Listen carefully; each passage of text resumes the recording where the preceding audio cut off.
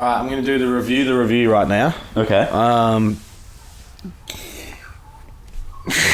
I'm going to review Anthony Fantano's review of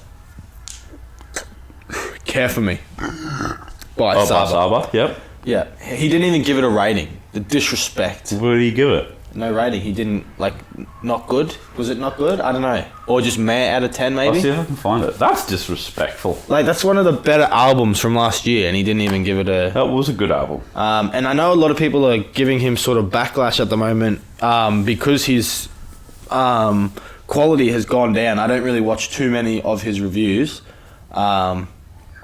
But yeah, apparently the quality has gone down a little bit. Yeah. Well, he fucking reviewed Care Package and said, it seems like this was only for the streams. Yes, it was. That's the point of it. Yeah.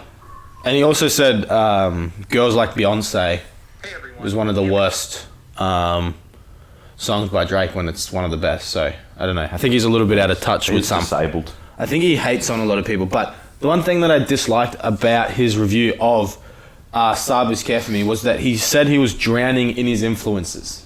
Chance the Rapper, Kendrick Lamar, guys like that. But what he failed to realize is that this wasn't Saba's first project, and this wasn't Saba's first time making this type of music, like the jazz rap. Yeah, he did it before Chance the Rapper. And he was sort of doing it with them, sort of growing the... Yeah, he was a part of that movement. Subgenre. Yeah, exactly. And I just didn't like the way that he handled it, and to not give it a score is well, I've never heard of Saba before this, so he didn't exist. Yeah, exactly. So I think, and I spoke about this last week when I just reviewed him as a whole, I think that he sort of lacks a little bit of outside knowledge, going beyond an album and looking obviously, if he's listened to the previous album, he's going to incorporate it into his review, which I think is good. But I think that he sometimes needs to push out a little bit further and not just hear this person and make your assumptions based off that, especially if they're as big as he's influenced by this person when it's probably not true.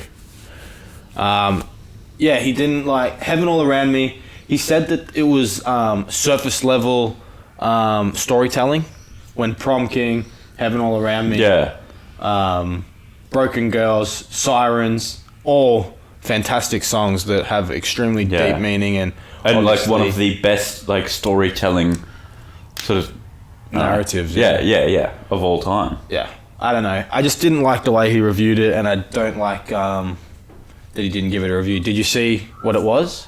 What is it? Yeah, he gave it a meh out of 10. Yeah. And I'm fucking laughing at the comments in there. Give me some comments, because I think I'm done. I think I got my point across. All right, Melon Man bad. We can read comments for a while, because there are some funny ones. All right, give us some One comments. of the worst reviews you've ever done, and I've been following you for years.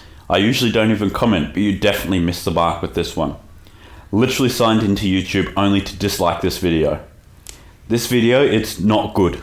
Yeah. Album is really good. You tripping. Melon, you're putting me out of business here. My disappointment is immeasurable and my day is ruined. Yep.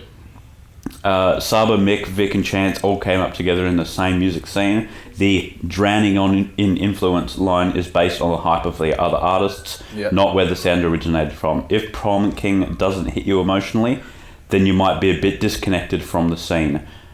Chicago, he's got in brackets, then who he intended to reach with it. Music preference is subjective though. R.I.P. Walter. There you go, see? Pretty much just what I said. That comment sums up pretty much, pretty nicely what I said. But he definitely did miss the mark with that one. Yeah, I think 100%. So too. But it's his preference, it's his opinion. That's what he puts in the comments, doesn't he? The very last line is, y'all know this is just my opinion, right? Yeah. Yeah.